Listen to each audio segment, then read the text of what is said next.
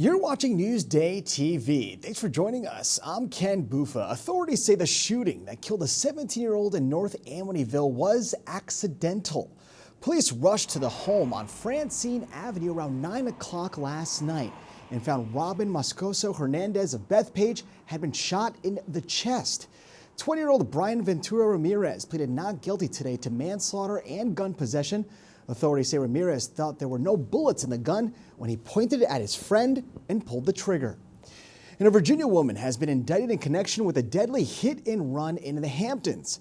Prosecutors say 32-year-old Amanda Kempton struck 40-year-old Sarah Barak on West Montauk Highway back in June. Now, today in court, authorities said Kempton stopped and tried to remove Barak's suitcase that became lodged underneath her car before driving off. Barak was a former real estate agent for Nest Seekers International and was also featured in the Netflix series $1 Million Beach House. Kempton pleaded not guilty and is free on bond. Fine Fair Supermarket in Brentwood was heavily damaged after a car crashed through the front of the store. The impact caused the wall of the Suffolk Avenue building to collapse this afternoon. You can see the damage there. Now, luckily, police say no one was hurt. And there was a big surprise for the first responders who saved a man's life. Check this out. This is body cam footage of Officers Sean Higgins, Travis Yakovan, and Deputy Sheriff Dylan Heaver jumping into action after 73-year-old Lenny Mazzillo went into cardiac arrest. It happened last month at a Town of Brookhaven senior picnic.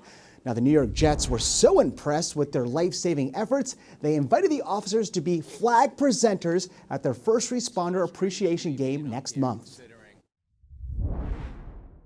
So many times after 2.5 minutes, somebody will give up trying to do CPR. You guys did it for over 7 minutes and brought this man back to his sister, which is amazing.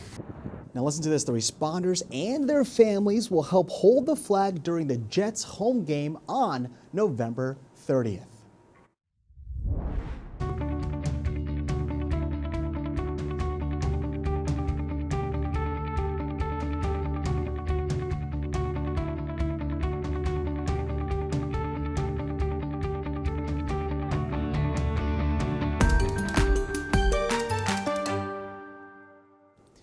Only in Newsday, a 73-year-old Ground Zero contractor was diagnosed with a rare disease, male breast cancer.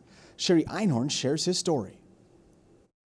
I never heard of a guy getting breast cancer. 73-year-old Dominic D'Amico from St. James says he was devastated by the diagnosis a few years ago and also confused. I always thought only women get breast cancer. I mean, I was like, am I the only guy that ever got this? Is there anybody else? According to the National Institutes of Health, male breast cancer makes up 1% of all breast cancers. So you can understand Dominic's shock until one of his doctors remembered him saying he was at ground zero after 9/11.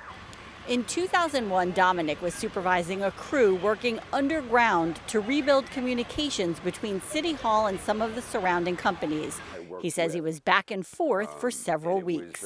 It was a horrific scene. It was horrible. He says he, like so many others, never even thought about the air he was breathing or what might be in it. They did all the tests. Dominic had a mastectomy and says he's doing well now. He enrolled in the World Trade Center health program after his surgery and is working with 9/11 advocate and attorney Michael Barish to spread awareness. If it's 300,000 people in the 9/11 community, you would expect to have 3 or 4 cases of breast cancer in men. I already represent 75 who have been certified and another 25 who are waiting to be certified. So this is really startling. Dominic says if he's learned anything from this whole experience, it's this. One thing I do is I go to the doctor. I don't play games. Prior to this, I never went to the doctor. It's a good thing that I took care of this like right away. Or otherwise, it would have been a whole different ballgame. It would have been a whole different story. In St. James, I'm Sherry Einhorn for Newsday TV.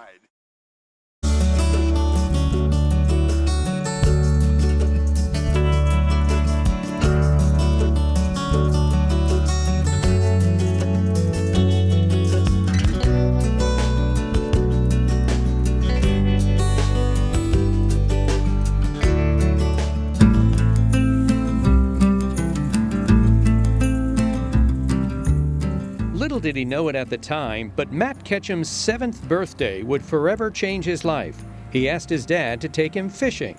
He did not dress me right, froze my butt off. I caught like one fish. But he loved it. Fishing became his passion.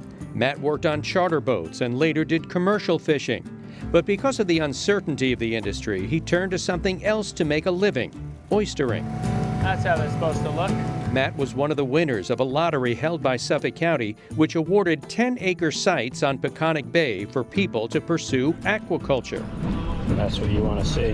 Meaty gills, fat belly. Matt's been at it for more than a decade. He calls his company Peconic Gold Oysters. You know, we wanted to call them somewhat like where are they from and also how do they look. And after being in our bottom cages, they get this beautiful gold color. Oysters start out as seeds and are placed in a cage floating at the top of the bay. After a month or so, the oysters go through a tumbler, which separates them by size. Oysters of the same size are then put together in new cages and go back in the water. It takes us a year to a year and a half to grow an oyster to market size, and we're usually handling them anywhere from 8 to 15 times before they reach your plate.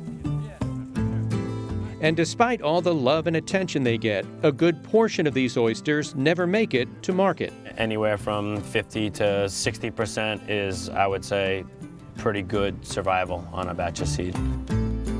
Farming is incredibly hard work, whether you're farming the land or the sea. For Bayman, in season, it's 7 days a week out on the water, and yes, in any kind of weather. So we had like that really bad weather, the hurricane that was off the coast. We worked every day over here because we're so much sheltered. We get out in pretty much everything over here. But in the winter, we pick our days, but you know, sometimes you have to get them. But those in the industry say the rewards are worth all the hard work, and those rewards extend to the bay itself. A single oyster can filter up to 50 gallons of water a day, cleaning out nitrogen and algae. Where we are farming now was just a barren, muddy bottom, and now there's so much life. We see crabs and fish and all kinds of shrimp. You know, now it's teeming with life. For Newsday TV, I'm Doug Geed.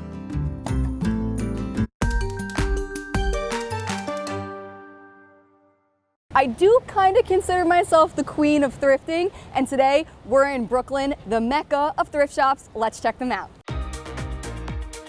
$20? If there's one place where your dollar still stretches, it's L Train Vintage in Bushwick. Wait, I need this. For 20 bucks? With 10 locations across Brooklyn, the Bronx, and Manhattan, most things run between $6 to $40. Oh, boots? Okay. That means you can experiment, take risks, and still have money left for tacos later. You'll be able to kind of get out of the bounds of what your style is and redefine it because the prices are so fun to play around with. This is really comfortable. Oh my God, it has the tags on it too. New looks drop every day, sourced from all over the world. So don't be afraid to hit the dressing room and convince yourself that one day you'll definitely wear that. Okay, maybe not that. I'm pretty sure I hit the jackpot here. Let's go check out the total. The total was $82. I got 3 jackets, a flannel, a t-shirt, and a hat. I think that's pretty amazing. On to the next. Next up, Greenpoint, where thrifting gets a glow up. Tired Thrift is full of curated 90s and 2000s pieces, with prices averaging $45 to $70. Okay, this is something you're not gonna find anywhere else, so I had to get it. So think less bargain bin and more stylish wardrobe. I took home the crochet top for $68. Because thrifting is cardio, I wrapped up at 5 Leaves, a neighborhood spot where coffee and cocktails come out of the window. Hungry? There's watermelon gazpacho or burgers topped with fried egg, pineapple, and beet slices. Because why not? It's Brooklyn. I'm Carissa Kelman for Newsday TV. All right, let's take a closer look at your 7-day forecast to see how much of sun we're going to have this week. So tomorrow, let's start sunny all day, temps in the mid-60s. Going to be a gorgeous one tomorrow. As far as 7-day, here it is. You can see we are staying dry. Sun will be out. Clouds will be playing with us as well. You can see temps will be in the 60s, dipping a little bit on Sunday and Monday, but it's going to be gorgeous overall.